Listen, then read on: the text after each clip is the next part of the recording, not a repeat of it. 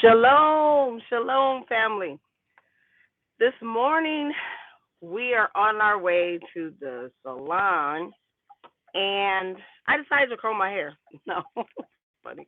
I'm just being funny. A little humor never hurt anyone. Anyway, this morning we were on our way to the salon, and I have my two beautiful little granddaughters with me, and we were talking about, we were just sounding out words and reading the signs. And I have this 4 year old that's really 24, and she's funny as heck. I mean, funny. And her processing and the way she rationalizes things are almost like a grown up, but it's cute. And then I have my other one back here, Jade, who is very inquisitive and she thinks everything all the way through. Ari's going to say it though. So anyway, we were just talking about letters and numbers and sounding out things, and she's reading the signs and I'm helping them sound them out. And so Ari said something that really that is the reason why I'm just on this morning to have this discussion. She goes, "Mommy makes me do my, what does she make you do, Ari? You're okay, you're nothing. Her letters and my numbers." And I just don't get it because I already know my letters and I know my numbers. Like really, I can count to 100 already. And I said, "Good," because you know what? Practice makes perfect. And she goes, "What is that?" I said, "You do something over and over again, you get really good at it." And so I said, "Let's say this together. What is it? What is repetition? What makes the master, right?" And the scripture that immediately popped in my head is one that could apply, and I'm going to use it eventually, but Yah talks about practicing. So those of us that practice disobedience, adultery, iniquity, liars, cheaters, gossips, slanderers, they won't enter into the kingdom, correct? And it's not stating those that do it because all of us have lied, all of us have cheated, all of us have committed adultery, murder, blaspheme. All of us have done that in our hearts, whether we know it or not, by omission or commission. And if you say you didn't, then you're lying already, okay? So we're just going to level the playing ground because that's how I level it. I am all of those things. The playing ground with me is leveled. I am, though, intentional about being obedient. Not to say that I don't fall. So we're going to set that straight. But second, we're going to talk about practicing it. Practicing something, you get so good at it that you forget that you're doing it. So I was telling her, I said, but if you keep saying your letters and your numbers and you're counting and you're doing this over and over again, eventually you get so good at it, you can do it with your eyes. Yeah, you practice something so good, you become good at it, and it becomes second nature. So I say that to say, if you practice obedience over and over and intentionally walking, and when you hear Yah's voice the first time and you do what he says do, then it becomes second nature to do so, correct?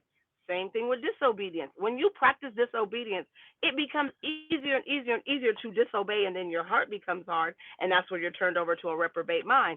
And so the scripture that popped in my head today was, as a dog returns to his vomit, so does a fool to his folly. The dog knows it's nasty. The dog knows the vomit is nasty because the reason why your body expels food or anything in it is because at some point something in it is harmful to my body. So I'm going to remove it from my body. I'm going to expel it by means of throwing up or in the other way.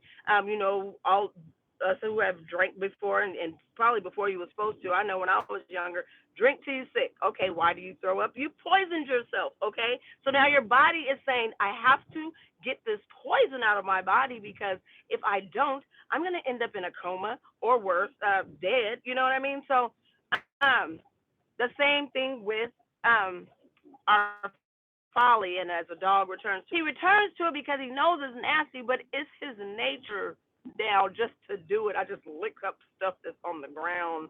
And some people do that with lies. I just lie and then I say I'm walking in truth and in Torah, but I'm telling a doggone lie and I'm manipulating, I'm lying, and I'm acting in my own selfish will, and I do it so much that I forget that I'm doing it. But I say that I'm obeying Torah, or I say I'm obeying the Most High. To obey the Most High is to do what the Most High has done. I don't get into a whole lot of qualms and quarrels with people about all the small intricacies about Torah. I had my son talking to me about some things about Torah, and I told him, you know what?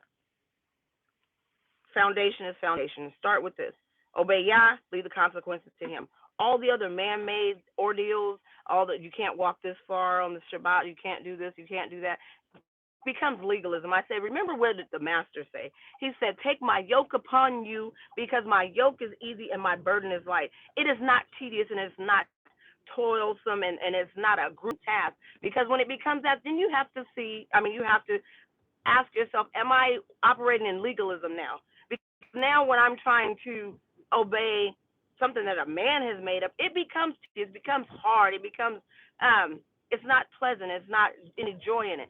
In obeying Yah, there is joy. It says my word is try me and prove me. He says I'm sweeter than the honey and the honeycomb. So my tasks aren't bitter. Yeah, at first the things I tell you truths might hurt, but then they heal. Like a knife, like a surgeon. I'm gonna remove this cancer, and then you're gonna be okay after we get this out your body and your body heals. So I just that is something that out of the mouths of babes I had today to share with you. Repetition makes the master. I say that as an instructor in cosmetology. I'm like, I could do a haircut with my eyes closed, mind you.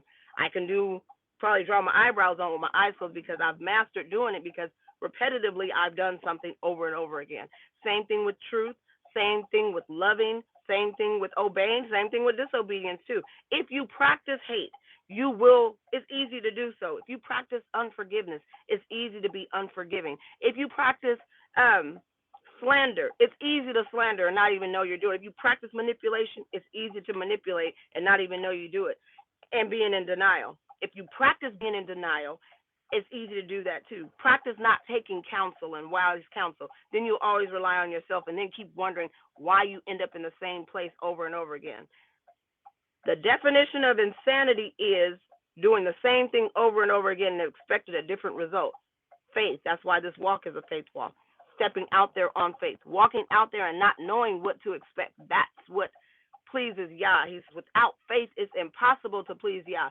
So guess what? If you're insane and if you keep practicing insanity, Yah is not pleased with you. Probably sitting back with his arms folded, watching you bump your head again, getting real frustrated, or you might be on your way to that reprobate mind or that brick wall. I just wanted to share that with you. My client is sitting out here waiting on me because I'm 10 minutes late. But you know what? I love you all. I love you all that are watching me. I love you all that are praying for me. I love you all that are praying for Hulda and my family. I love you all that are genuinely concerned about you don't see us. Again, I just want to remind you that as you pour out, you have to be filled. So sometimes life comes in all different directions, and some storms come one after another, and they become tumultuous. And sometimes the safest place is at the master's feet. All things are to edify and build up. So sometimes you might not hear from me because when I don't have anything that will build up the kingdom or edify my sisters, because and my brothers as well, you won't see me because there's a lot of brokenness, and not just with family issues, but brokenness in our communities, brokenness in our sisterhood and our malehood. Our men are so broken that they break the very things that are supposed to build up the whole nation. We build nations. We give birth to kings and queens, right? So it's sad that a man, his mind, he will break the very thing that is supposed to nurture his home and produce healthy and Yah-fearing citizens and people that will carry on the existence and that remnant and the generation and your inheritance.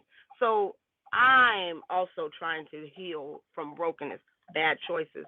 I was sharing something with a girlfriend of mine yesterday, and we were talking about just children, and then I'm really going to get off. And we were talking about children and things that we did at 18 that we didn't foresee, and not walking in Torah.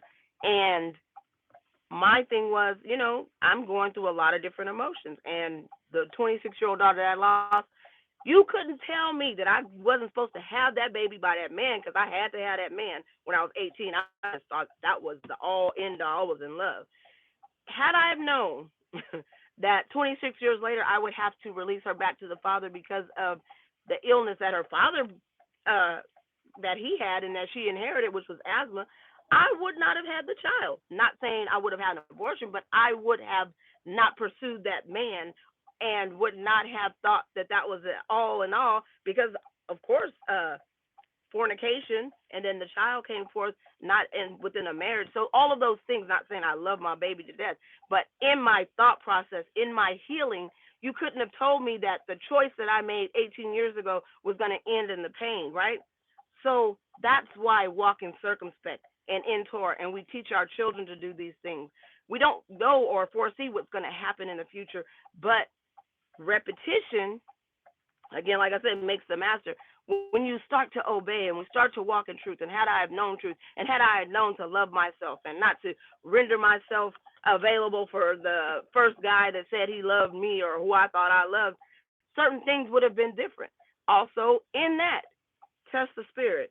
Man, a person can say a whole lot of stuff, but what they show you is who they are. Don't believe the words. Believe what you see. None of what you hear. Watch. Got two eyes, two ears. Yeah, listen and watch.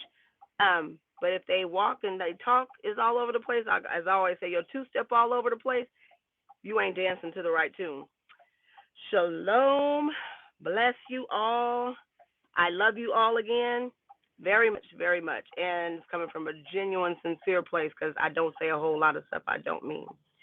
Hindsight is 2020, and the Most High does know all, and I still am blessed, and I am grateful to have been a vessel still to bring forth the children that I do have here. Still have 4 more of them and 7 beautiful grandchildren, and I am full. I really am. And so with that, I pray that we can all connect really soon. We're really praying about doing a women's spring revival. Again, healing brokenness. There's so much brokenness all the way across the board. You have brokenness from childhood on up, and it's gone into, your marriages, into raising your children, and breaking these generational curses because we need to be whole and complete, mind, body, and soul, right? That's who we are, mind, body, and soul. And you can only 2 complete people make a whole person, not 2 broken people. 2 broken people don't make a whole person. They just make a mess. So again, shalom, shalom. I love you.